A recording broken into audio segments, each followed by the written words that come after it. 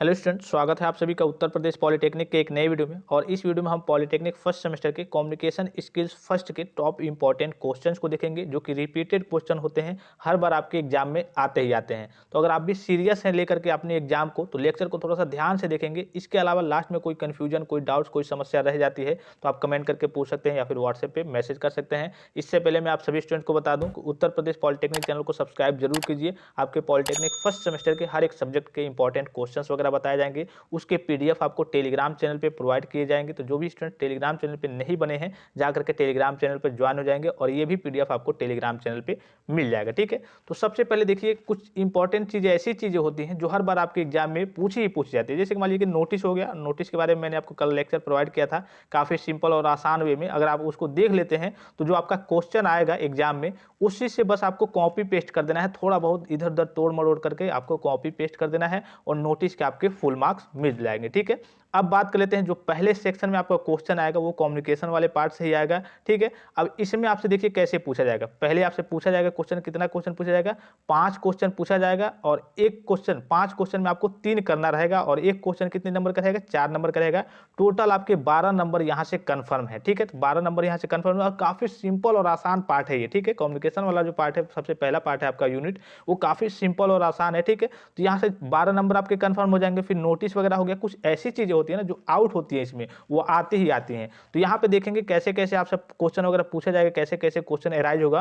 तो सबसे पहले तो आपसे क्वेश्चन पूछा जा सकता है कि what do you understand by communication, या फिर what do you mean by communication, या फिर व्हाट इज कम्युनिकेशन। तीनों तरीके से पूछ सकता है। तीनों का मतलब तो एक ही है कि what do you understand by communication, या फिर what do you mean by communication, या फिर व्हाट इज कम्युनिकेशन। तीनों का मतलब एक ही है।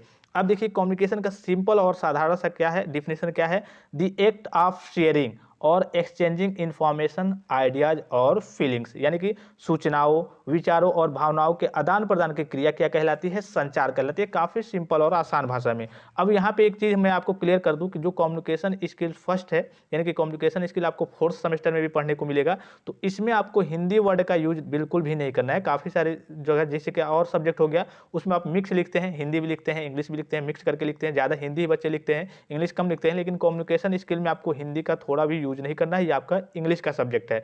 एक और चीज, जहां आपसे मीनिंग वगैरह पूछ दे कि हाँ इसका हिंदी बताइए, वहां पे ही आपको हिंदी का यूज करना है। अदरवाइज आपको कहीं भी कॉपी में, आपके एग्जाम में हिंदी का यूज इसमें आपको नहीं करना है। जैसे कि यहाँ पे मैंने आपको समझाने के लिए ये लिख दिया है। अब ये नहीं कि आपने इंग्लिश में लिखा फिर आपको हिंदी में लिख दे, हिंदी में लिख के चले, आपको केवल इंग्लिश में ही लिखना है। ठीक है, अब बात कर लेते हैं, ये तो आपका कम्युनिकेशन हो गया। तो कम्युनिकेशन के देखिए कुछ ऐसे ही डिफिनेशन और हैं जो कि काफी सिंपल और आसान भाषा में, जो कि आप पढ़े भी होंगे, आपको मालूम भी होगा। जैसे कि ये हो गया आपका, communication is the process of sending और receiving data from one place to another place. ये आप सभी स्टूडेंट्स को लगभग यही याद करते हैं, याद आपको याद भी होगा।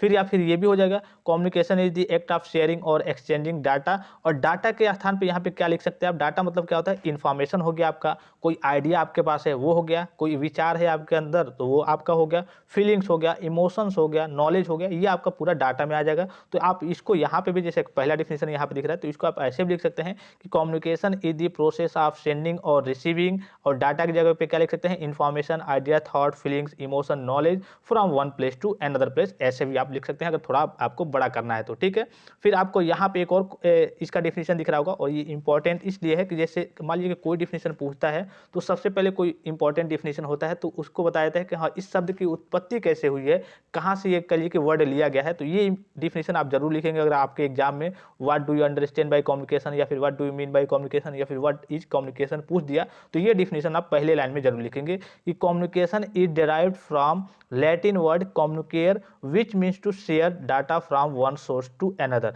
अगर आपको इतना नहीं याद हो पाता है तो आप यहां तक भी लिख देंगे कि communication is derived from Latin word communicare which means to share. तो यहां तक भी आपका सही है। ठीक है, फिर नेक्स्ट एक डिफिनेशन देख लेते हैं, communication is the process of transmitting information, knowledge, feelings, idea, thoughts and emotion from one source to another. फिर एक और डिफिनेशन देख लेते हैं, कम्युनिकेशन मीन्स सेंडिंग और receiving information from one person to another. काफी इजी वे में आपको कुछ डिफिनेशन देखने को मिल जाएंगे, तो जो भी इसमें से आपको अच्छा लगे, यहाँ पे आपको कई सारे डिफिनेशन दिख जाएंगे। ठीक है, communication is a two way means of communicating information in the form of thoughts, opinion and ideas between two और more individual with the purpose of building and understanding, या फिर communication is a process that involve sending and receiving message through the verbal and non verbal method. ठीक है, कई सारे यहाँ पे आपको डिफिनेशन दिख जाएंगे, तो जो भी आपको डिफिनेशन सूटेबल लगे उस डिफिनेशन को आपको याद करना है और उसको एग्जाम में आपको लिख के आना है। ठीक है, तो यही तो हो गया केवल कम्युनिकेशन।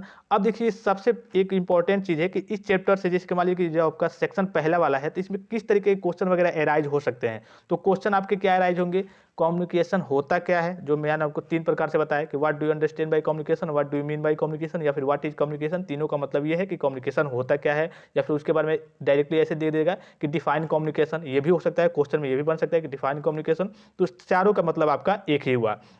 फिर इसमें दूसरा क्वेश्चन एराइज हो सकता है इंपॉर्टेंस ऑफ कम्युनिकेशन। ठीक है, इंपॉर्टेंस क्या है कम्युनिकेशन का, कि इसका महत्व वगैरह क्या है कम्युनिकेशन का। फिर एक और क्वेश्चन एराइज होगा इसमें प्रोसेस ऑफ कम्युनिकेशन, कम्युनिकेशन का प्रोसेस क्या होता है, सेंडर रिसीवर, ये सारी चीजें तो प्रोसेस हो गया आपका।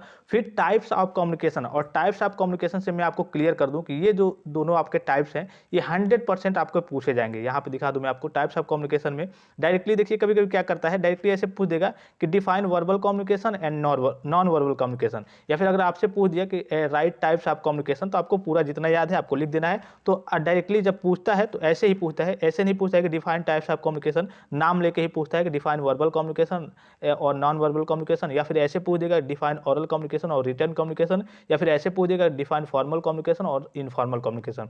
फॉर्मल कम्युनिकेशन को ऑफिशियल कम्युनिकेशन भी कहते हैं, इनफॉर्मल को अनऑफिशियल कम्युनिकेशन कहते हैं। और एक और आपका आता है गेस्चर कम्युनिकेशन। ठीक है, गेस्चर मतलब इशारे इशारे में, बॉडी के मूवमेंट से आपको कह लीजिए कि इशारे इशारे में बातें करना, कम्युनिकेशन करना, तो ये गेस्चर कम्युनिकेशन होता है। इसको भी आप देख लेंगे, ये भी एक इंपॉर्टेंट टर्म है। ठीक है, तो इन सारे का कहिए कि डिफिनेशन सिंपल वे में मैं आपको पीडीएफ में प्रोवाइड करा दूंगा टेलीग्राम चैनल पे। तो ये आपका कहिए कि टाइप्स हो गया कम्युनिकेशन का।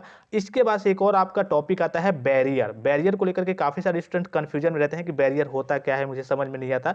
तो सीधे शब्दों में, एक आसान शब्द में मैं आपको बताऊं कि बैरियर मतलब क्या होता है, बाधा और रुकावट आपके संचार में, यानी कि कम्युनिकेशन में बाधा और रुकावट को ही बैरियर कहते हैं। एक एग्जांपल के थ्रू मैं आपको समझाने की कोशिश करूंगा। मान लीजिए कि आप अपने मामा के घर या फिर कहीं चूंकि बात कर रहे हैं, ठीक है, आप इधर से फोन से बात कर रहे हैं और उधर भी आपसे कहिए कि कोई फोन पे लगा हुआ है बात कर रहा है। अब बात करते करते मान लीजिए कि आपका स्पीकर खराब है, तो जाहिर सी बात है कि आपकी आवाज़ वहां तक नहीं पहुंच पाएगी, या फिर उधर का स्पीकर खराब है तो आप तब भी आपकी आवाज़ वहां तक नहीं पहुंच पाएगी। तो क्या करेगा, वो स्पीकर की वजह से आपके कम्युनिकेशन में क्या है, रुकावट पैदा हो रही है, बाधा उत्पन्न हो रही है। तो इसी को कहते हैं बैरियर। बैरियर का मतलब भी होता है कि कम्युनिकेशन में यानी कि संचार में बाधा या फिर रुकावट। तो बैरियर और बैरियर के टाइप्स, इससे भी आपके एक क्वेश्चन एराइज हो सकता है पहले सेक्शन में, तो इसको भी आप देख लेंगे। क्योंकि आपसे पूछेगा 5 क्वेश्चन पहले सेक्शन में और करना 3 ही रहेगा, तो एक तो नहीं भी आता होगा तब भी कोई दिक्कत नहीं है। लेकिन अगर आपको 5 आता है तो जो आपको सूटेबल लगेगा, जो आपको अच्छा लगेगा उसको लिखेंगे। तो आपको जाहिर सी बात है, अगर आपको जो सूटेबल लगेगा, अच्छा लगेगा, यानी कि वो आपको अच्छे से तैयार है, अच्छे से आपको वो याद है, तो उसको लिखेंगे तो आपके 4 में 4 मार्क्स भी मिल सकते हैं। तो 12 में अगर आपके 9 या फिर 10 या फिर 11 मार्क्स मिल गए तो समझिए कि आपको 5-6 नंबर लाने रहेंगे बस पासिंग के लिए। अगर आपको अच्छे नंबर चाहिए तो 30-35 नंबर में आ जाएंगे, अगर आपने अच्छे से सारी चीज़ें और भी आगे के जो क्वेश्चन होंगे उसको पढ़ा होगा तो। ठीक है, तो बैरियर हो गया। और इसके बाद से एक और इंपॉर्टेंट टर्म आता है। सबसे पहले इसको थोड़ा सा देख लीजिए, जैसे कि ये आपसे क्वेश्चन एक पूछ देगा, वाई इज कम्युनिकेशन नीडेड, यानी कि कम्युनिकेशन की आवश्यकता क्यों पड़ती है, कम्युनिकेशन की आवश्यकता क्यों है। तो यहाँ पे आप एक सिंपल डिफिनेशन लिख सकते हैं कि थ्रू कम्युनिकेशन, यानी कि कम्युनिकेशन के through all kinds of news can be spread across the world, यानी कि सभी प्रकार की सूचनाओं को फैलाया जा सकता है संसार में चारों ओर, यानी कि दुनिया में चारों ओर सभी कम्युनिकेशन के थ्रू सूचनाओं को फैलाया जा सकता है। ठीक है, तो ये सिंपल सा डिफिनेशन हो गया। एक और यहाँ पूछ देता है कि why communication is important in life, communication मतलब लाइफ में, जीवन में इंपॉर्टेंट क्यों है। तो जाहिर सी बात है कि कम्युनिकेशन के बगैर कोई काम नहीं हो पाएगा, कोई भी कार्य सुचारू रूप से नहीं हो पाएगा।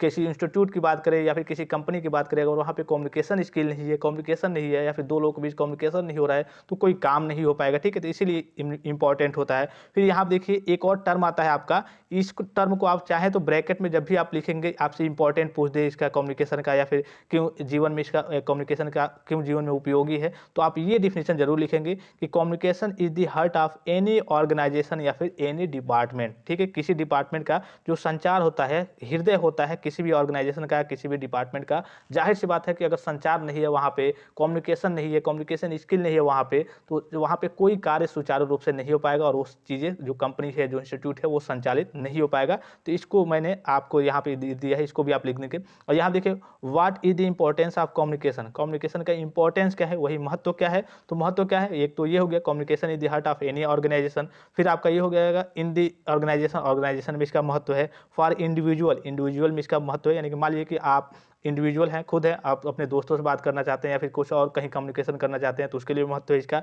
टू सिक्योर एन इंटरव्यू, आप किसी कंपनी में जाते हैं, चूंकि अगर फिलहाल की स्थिति की बात करें तो आपके नॉर्मली इंग्लिश में ही थोड़े बहुत इंटरव्यू वगैरह होते हैं, आपसे इंटरव्यू इंट्रोडक्शन वगैरह आपसे पूछा जाता है, तो सिक्योर करने के लिए इंटरव्यू वगैरह इसका कहिए कि महत्व होता है कम्युनिकेशन का।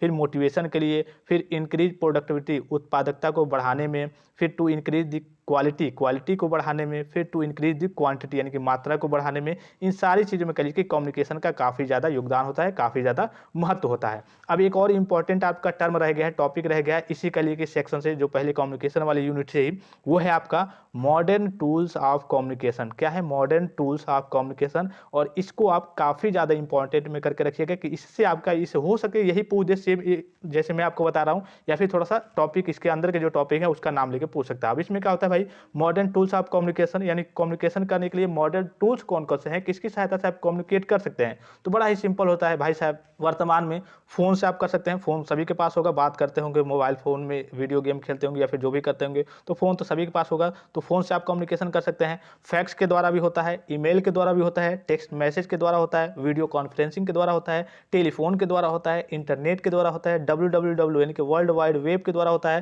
कंप्यूटर के द्वारा होता है, लैपटॉप के द्वारा होता है, रेडियो के द्वारा होता है। तो इसी तरीके से पूछता है कि modern tools of communication, right the modern tools of communication, define any three, ऐसे करके पूछ देगा या फिर नाम ले लेगा कि हाँ फैक्स, ईमेल, टेक्स्ट मैसेज को डिफाइन कीजिए। तो ये आपका कालिए कि काफ़ी ज़्यादा इंपॉर्टेंट टर्म है, क्योंकि वर्तमान की स्थिति को देखते हुए ये वर्तमान में सारी चीज़ें प्रचलित है, चल रही हैं, तो इसीलिए ये क्वेश्चन काफ़ी ज़्यादा इंपॉर्टेंट है। लगभग मैंने इस सेक्शन के आपको 12 नंबर लगभग कंप्लीट बता दिए कि 12 नंबर आपके छूटने नहीं चाहिए, और काफ़ी सिंपल है। जो पहला सेक्शन है इसी में आपके पासिंग मार्क्स मिल जाते हैं, इसलिए कि आगे जाएंगे अब जब आप, तो एक एक दो नंबर के जो क्वेश्चन आते हैं वो थोड़े से अगर आपको याद है सटीक तरीके से, अगर आपने सही लिखा तो नंबर मिलेगा, नहीं लिखा तो नहीं मिलेगा। लेकिन ये जो पहला यूनिट है कलिए का आपका कम्युनिकेशन, वो काफ़ी ज़्यादा सिंपल और आसान है। और नोटिस के बारे में मैंने ऑलरेडी एक लेक्चर आपको प्रोवाइड कर दिया है, तो जो स्टूडेंट देखना चाहते हैं उसका लिंक मैं आपको वीडियो के डिस्क्रिप्शन बॉक्स में दे दूंगा, या फिर ऊपर आई बटन पे दे दूंगा, या फिर लास्ट में वीडियो के एंड में आपको मिल जाएगा। उसको जाकर के आप देख लेंगे तो आपका नोटिस भी क्लियर हो जाएगा, और भी जितने इंपॉर्टेंट टर्म्स होंगे, जितने इंपॉर्टेंट टॉपिक्स होंगे, चाहे वो किसी भी सब्जेक्ट को हो, वो सारी चीज़ें आपको प्रोवाइड कराई जाएंगी, और इसका आपको PDF टेलीग्राम चैनल पर मिल जाएगा।